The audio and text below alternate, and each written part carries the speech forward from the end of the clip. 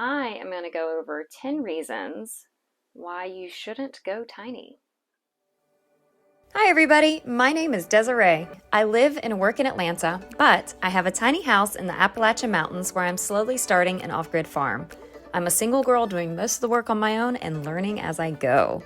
So come along with me on my journey, and I hope it will entertain and maybe also give someone out there a little inspiration.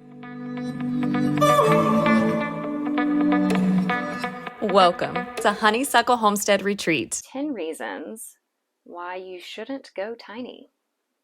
Okay, reason number one.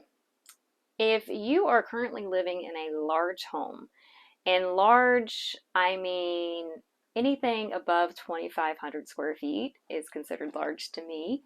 So if you're in a home that's, well, shoot, even 2,000 square feet, you may want to reconsider the idea of going tiny. Although I feel like most people that are in homes this large probably aren't even considering going tiny. But if you are, you may want to reconsider. I definitely recommend trying to downsize first before jumping from a large home into a tiny home. Like, you are going to be in less than like 10% of the space that you're in now.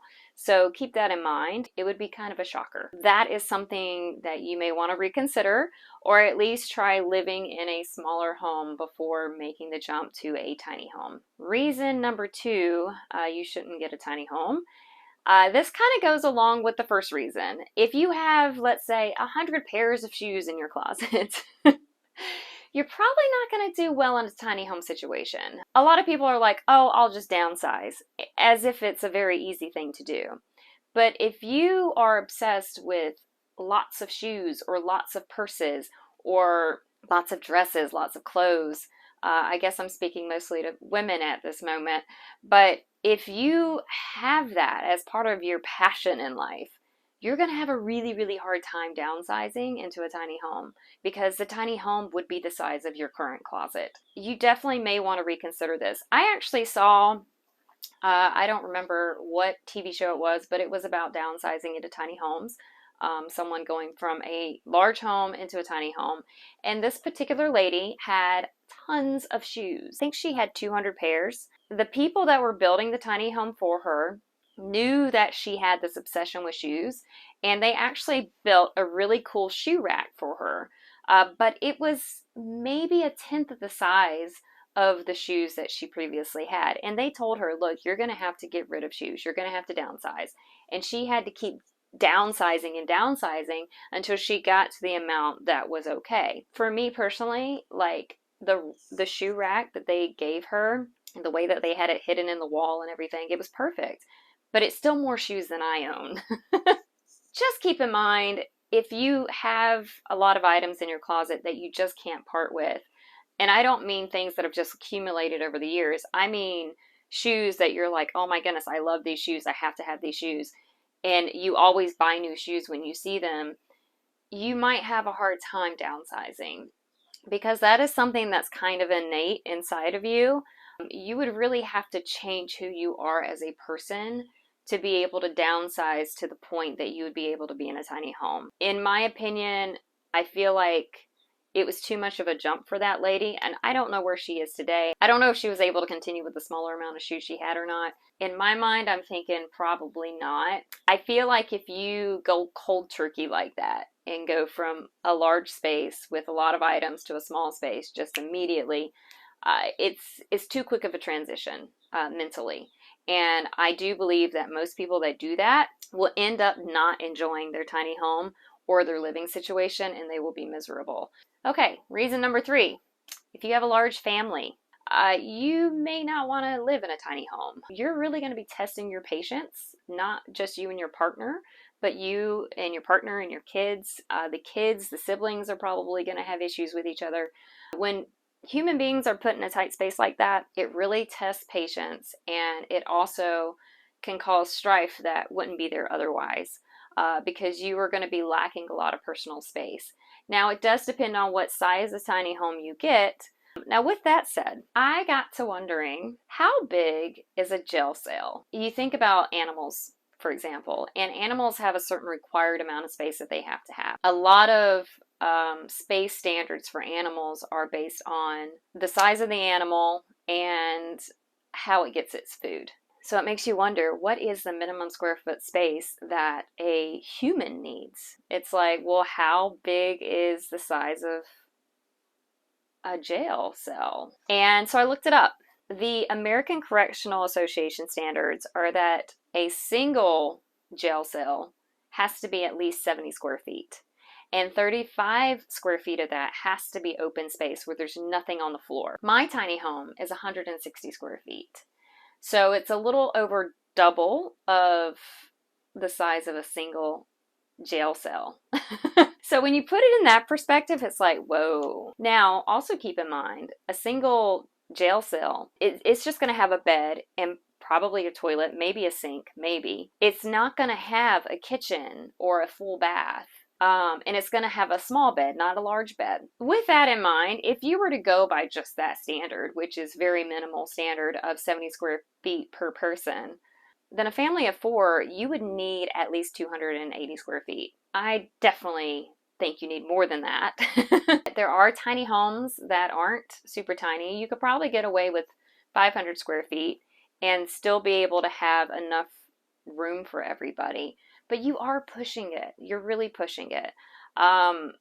That's with 2 kids and 2 adults. Just reconsider if you have a family of 4. That is my opinion. Everybody is different. You might be okay with it, and maybe everyone in your family is okay with it. But just keep in mind that tiny spaces tend to bring out the worst in people if they're living together. Okay, reason number 4, if you have a lot of indoor pets. Do I have any cat ladies out there, or cat men even?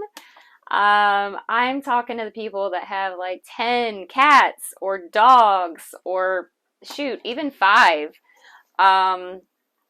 When you have that many animals in a small space, you are bound to step on one of them.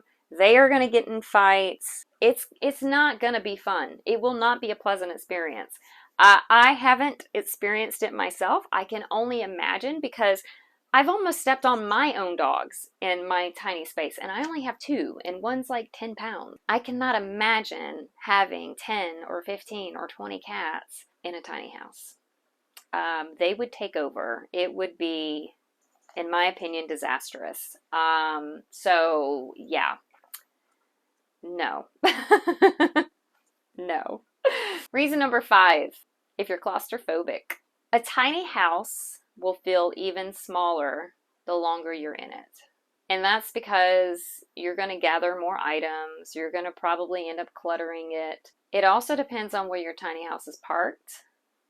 If you are in an RV park or a tiny home park and you never leave your tiny home, it might feel claustrophobic in there. And this is anyone that feels claustrophobic in any kind of situation won't do well in a tiny house, in my opinion. I don't have a problem with claustrophobia, although if you were to put me in a tiny box like that I can't move around in, then yeah, I'm going to be claustrophobic.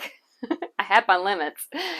I just feel like for people that are routinely claustrophobic under normal circumstances would not do well in a tiny house. Number 6, depending on your reasons for getting a tiny house, you may not need to get one, or you probably shouldn't get one. If you are planning on moving the tiny house on a regular basis, there are some things you need to keep in mind. 1, the house has to be under 8 feet 6 inches wide in order for you to move it with your vehicle on the highway without a permit.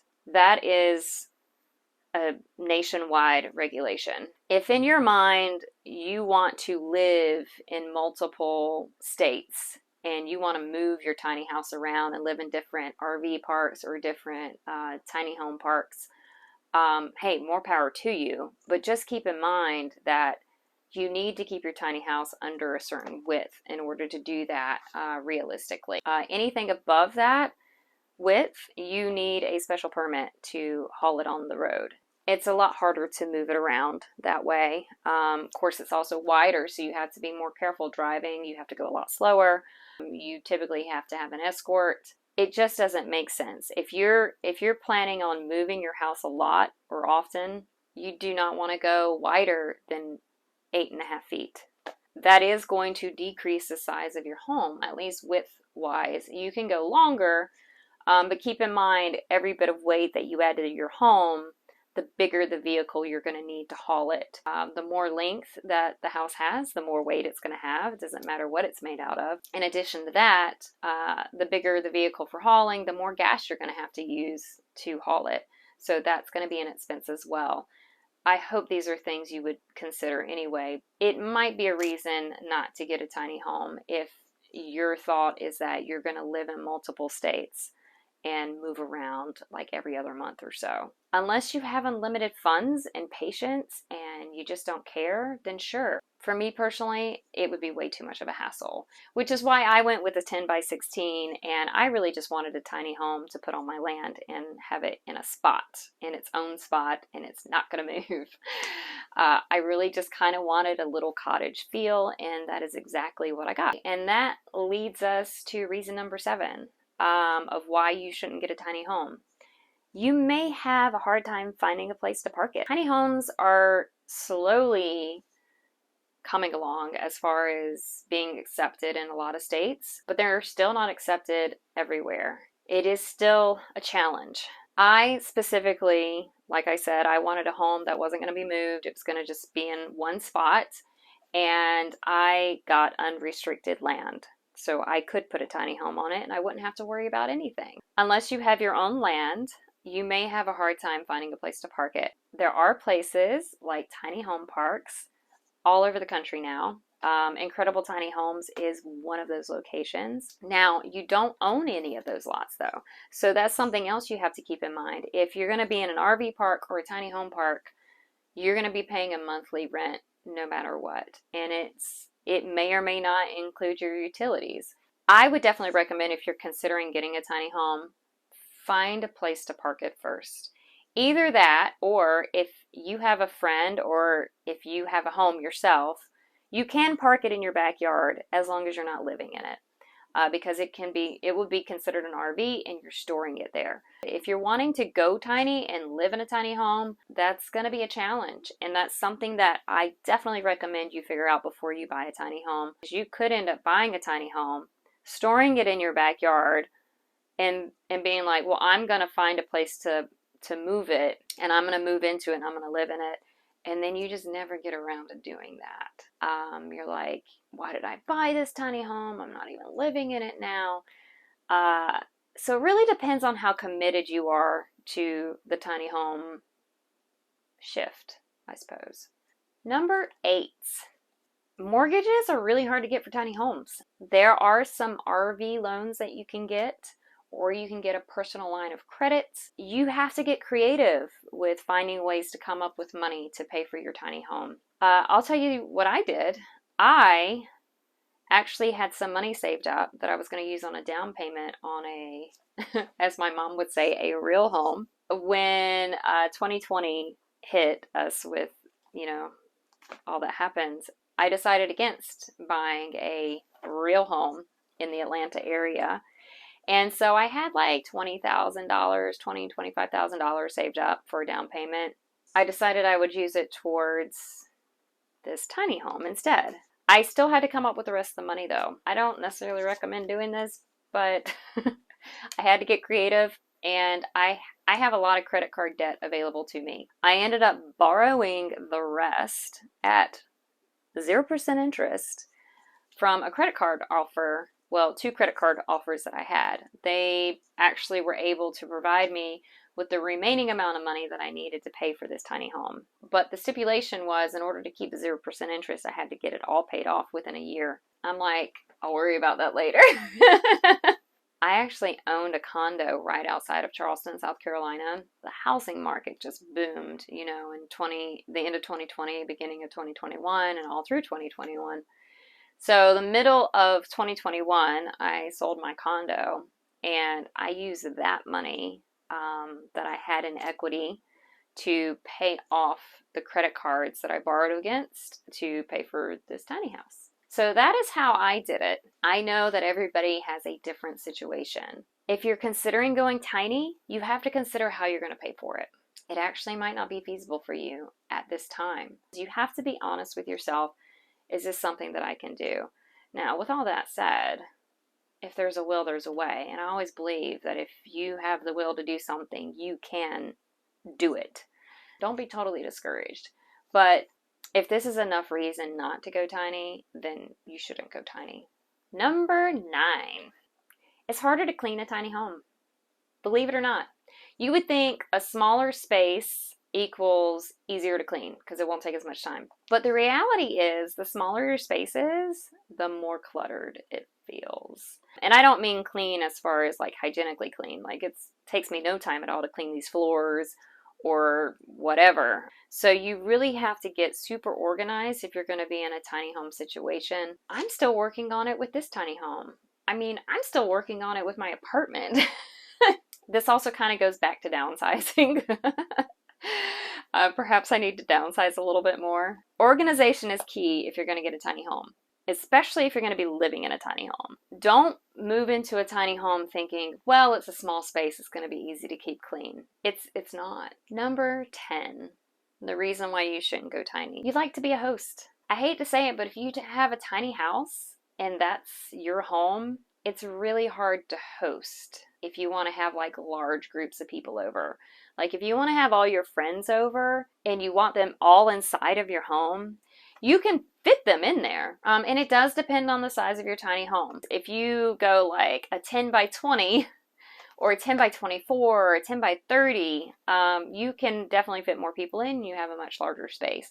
Inside of my tiny home right here, I could probably comfortably seat, let's see, 1, 2, 3, maybe 4 people if we were, just kind of in a semicircle.